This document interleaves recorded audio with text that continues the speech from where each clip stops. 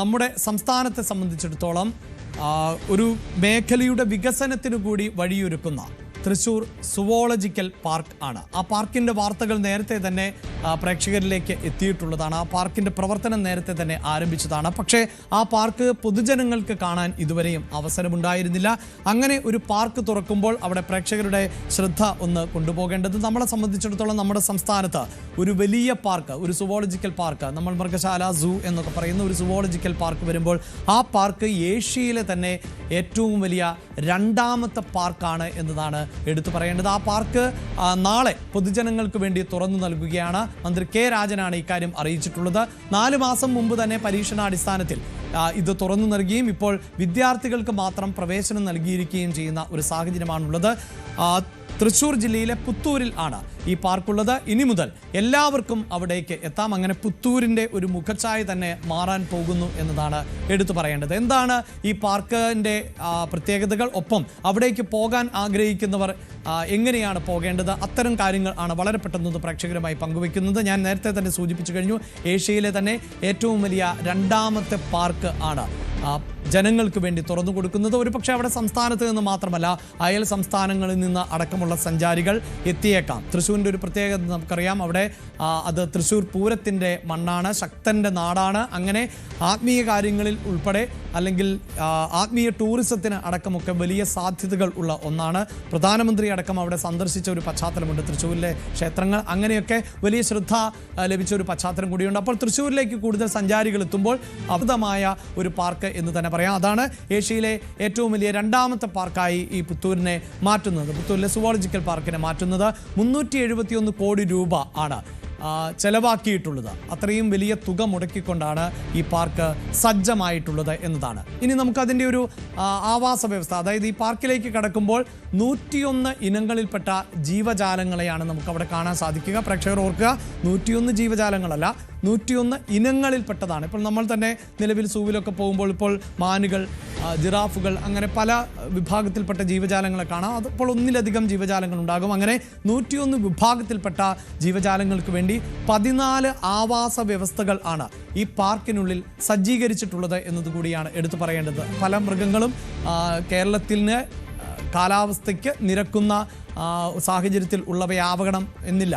അതുകൊണ്ട് തന്നെയാണ് പ്രത്യേകമായ ഒരു ആവാസ വ്യവസ്ഥ തന്നെ അതിനകത്ത് ഒരുക്കിയിട്ടുള്ളത്. അങ്ങനെയുള്ള ഒരു മൃഗശാലയാണ് ഇപ്പോൾ തുറന്ന് നൽകാൻ പോകുന്നത്. നിലവിൽ ഏതാണ്ട് 330ഓളം ജീവികളെ നേരത്തെ തന്നെ ഈ മൃഗശാലയിലേക്ക് മാറ്റിയിട്ടുണ്ട്. സീബ്രയും ജിറാഫും ആഫ്രിക്കൻ മാനും അനാക്കോണ്ടയും ഒക്കെ ഇതിൻ്റെ ഭാഗമായി വിദേശത്ത് നിന്ന് ഉൾപ്പെടെ എത്തിച്ചുകൊണ്ട് ആണ് ഈ പാർക്കിനെ, സുവോളജിക്കൽ പാർക്കിനെ കൂടുതൽ സ്വീകാര്യമാക്കി മാറ്റുന്നത് എന്നുള്ളതാണ്. അങ്ങനെയുള്ള നടപടികൾ എല്ലാം തന്നെ ഏതാണ്ട് പൂർത്തിയായിക്കൊണ്ടിരിക്കുകയാണ് ചെയ്യുന്നത് എന്നതുകൂടിയാണ് പ്രേക്ഷകരെ ഓർമ്മിപ്പിക്കേണ്ടത്. വലിയ വിസ്തൃതമായ സൗകര്യങ്ങൾ, ഏതാണ്ട് 4.5 കിലോമീറ്ററോളം ദൂരപരിധിയിൽ ആണ് നമുക്ക് സഞ്ചരിച്ച് വിശാലമായി ഈ പാർക്ക് കാണാൻ സാധിക്കുക എന്നതാണ്. ഈ പാർക്ക് തുറക്കുമ്പോൾ മാത്രമാണ് നമുക്കതിൻ്റെ യഥാർത്ഥ ഒരു ചിത്രം വ്യക്തമാവുകയുള്ളൂ. ഇനിയിപ്പോൾ പാർക്കിലേക്ക് പോകാൻ ആഗ്രഹിക്കുന്നവർ അറിയേണ്ടത്, ഈ പാർക്കിൻ്റെ പ്രവർത്തനം എന്നത് രാവിലെ 9 മുതൽ വൈകിട്ട് 5 മണി വരെ എന്നുള്ളതാണ്. ഒരു കാര്യം കൂടി എടുത്തു സൂചിപ്പിക്കുന്നത്, തിങ്കളാഴ്ച ദിവസം ആണ് അവധി എന്നതാണ്. പലപ്പോഴും ഈ ചെറിയ സംഘങ്ങളൊക്കെ ഇത്തരത്തിൽ മൃഗശാലയൊക്കെ സന്ദർശിക്കാൻ, അല്ലെങ്കിൽ സൂവും ഇത്തരം പാർക്കും ഒക്കെ സന്ദർശിക്കാൻ പറ്റുന്ന വലിയൊരു അബദ്ധമായിരിക്കും തിങ്കളാഴ്ച ദിവസം അതിനുവേണ്ടി തിരഞ്ഞെടുക്കുക എന്നുള്ളത്. വലിയ ടൂറൊക്കെ പോകുന്ന പാക്കേജൊക്കെ ആയി വരുന്നവർക്ക് അത് അറിയാം, സ്കൂളുകളിൽ നിന്ന് പോകുമ്പോഴുമൊക്കെ അറിയാം. പക്ഷേ ചെറു സംഘങ്ങൾക്ക് പലപ്പോഴും അങ്ങനെ ഒരു അബദ്ധം പറ്റാറുണ്ട്. അതിന് മുന്നിലെത്തുമ്പോഴായിരിക്കും തിങ്കളാഴ്ചയാണെന്നും അവധി ദിനമാണ് എന്നുമൊക്കെ ഓർക്കുക. നമ്മൾ മലയാളികൾ എപ്പോഴും പറയുന്ന ഒന്നാണ്, പലപ്പോഴും മുടി വെട്ടാൻ നമ്മൾ ബാർബർ ഷോപ്പിലേക്ക് പോകുന്നത് ചൊവ്വാഴ്ചയായിരിക്കും എന്ന്. അതുപോലെയാണിത്. തിങ്കളാഴ്ച അപ്പോൾ ആരും പാർക്ക് കാണാനായി മെനക്കെടേണ്ട, തിങ്കളാഴ്ച അവധി ദിവസം ആണ്. മറ്റു ദിവസങ്ങളിൽ രാവിലെ 9 മുതൽ വൈകിട്ട് 5 മണി വരെയാണ് പ്രവർത്തന സമയം എന്നതുകൂടി ഒന്ന് ഓർമ്മിപ്പിക്കുകയാണ്. എന്തായാലും ലളിതമായ ചടങ്ങിലൂടെയാണ് ഉദ്ഘാടനം നടക്കുന്നത്. ഇനി മറ്റ് കാര്യങ്ങളിലേക്ക് പോകുമ്പോൾ ഇവിടുത്തെ പ്രവേശന ഫീസ് എന്നത് 100 രൂപയാണ്. അതായത് പ്രായപൂർത്തിയായ ഒരാൾക്ക് ഈ പാർക്കിലേക്കുള്ള പ്രവേശന ഫീസ് എന്നത് 100 രൂപയാണ്. പ്രായപൂർത്തിയായ ആൾക്ക് എന്ന് പറയുമ്പോൾ പ്രായം കൂടിയ ആളുകൾക്ക്, സീനിയർ സിറ്റിസൺസ് ആയിട്ടുള്ള ആളുകൾക്ക് ഇളവുകൾ ഉണ്ട്. 50 രൂപ ആണ് ഫീസായി നൽകേണ്ടി വരുന്നത്.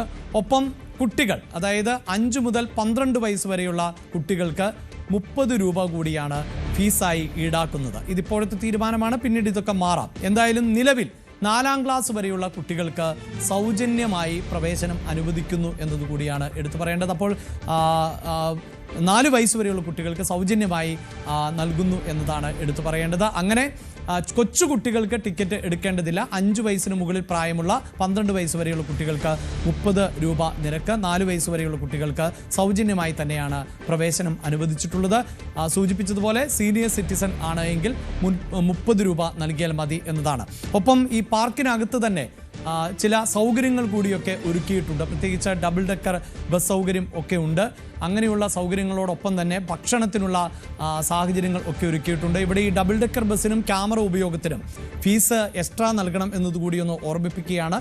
പ്രവേശന ഫീസായ 100 രൂപ അല്ലെങ്കിൽ 50 രൂപ 30 രൂപ അതിന് പുറമെയാണ് ഡബിൾ ഡെക്കർ ബസ്സിൻ്റെ നമ്മൾ ഉപയോഗിക്കുന്നുവെങ്കിൽ അതിനും, അതോടൊപ്പം തന്നെ ദൃശ്യങ്ങളടക്കം ക്യാമറ ഉപയോഗിച്ചുകൊണ്ട് പകർത്തണമെങ്കിൽ അതിനും എക്സ്ട്രാ ഫീസ് നൽകണം എന്നാണ് ഇപ്പോൾ അധികൃതർ അറിയിച്ചിട്ടുള്ളത്. ഇനിയിപ്പോൾ നമ്മൾ സൂചിപ്പിച്ചു കഴിഞ്ഞു കിലോമീറ്ററുകളോളം സഞ്ചരിച്ചിട്ട് വേണം നമുക്ക് ഈ പാർക്ക് കണ്ടു തീരാൻ എന്ന്. അതുകൊണ്ട് തന്നെ അതിനകത്ത് കഫറ്റീരിയയും ഫുഡ് കിയോസ്കുകളും ഉൾപ്പെടെയുള്ള സൗകര്യങ്ങളുണ്ട്. ടോയ്ലറ്റ് ഉൾപ്പെടെയുള്ള സൗകര്യങ്ങൾ ഉണ്ട്. അങ്ങനെ വിപുലമായ സൗകര്യങ്ങൾ തന്നെയാണ് ഈ പാർക്കിനുള്ളിൽ ഒരുക്കിയിട്ടുള്ളത് എന്നതാണ് അധികൃതർ വ്യക്തമാക്കുകയും ചെയ്തിട്ടുള്ളത്. ഇനിയിപ്പോൾ അവിടേക്ക് എത്തുന്ന ആളുകൾക്ക് പാർക്കിംഗ് ഫീസ് നൽകേണ്ടതായി വരും. ഇരുചക്ര വാഹനത്തിന് 25 രൂപ ആണ് പാർക്കിംഗ് ഫീസ് ഈടാക്കുക. പാർക്കിങ്ങിന് വേണ്ടിയും വിശാലമായ സൗകര്യം ആണ് ഒരുക്കിയിട്ടുള്ളത്. ഓട്ടോറിക്ഷകൾക്ക് 30 രൂപയാണ് പാർക്കിംഗ് ഫീസ് ഈടാക്കുക.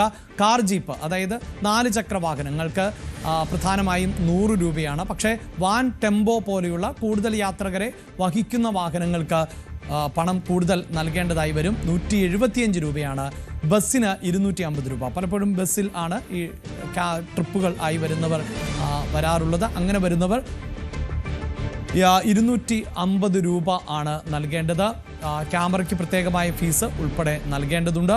ക്ലോക്ക് റൂമിന് പ്രത്യേകമായ പണം നൽകേണ്ടതായി വരുന്നുണ്ട്. അങ്ങനെ സേവനങ്ങൾക്ക് പണം ഈടാക്കുന്നുണ്ട് എന്ന് പറയുമ്പോൾ പോലും ഏഷ്യയിലെ ഏറ്റവും വലിയ 2ാമത്തെ പാർക്ക് കാണുന്നതിനുള്ള അവസരം ആണ് നാളെ മുതൽ ആളുകൾക്ക് ലഭിക്കുന്നത്. അതോടുകൂടി ഒരു പക്ഷേ പുത്തൂരിലേക്ക് കൂടുതൽ സഞ്ചാരികൾ എത്തുമെന്നും അങ്ങനെ ആ ഒരു പ്രദേശത്തിൻ്റെ തന്നെ മുഖച്ഛായ മാറും എന്നും വേണം നമുക്ക് മനസ്സിലാക്കാൻ.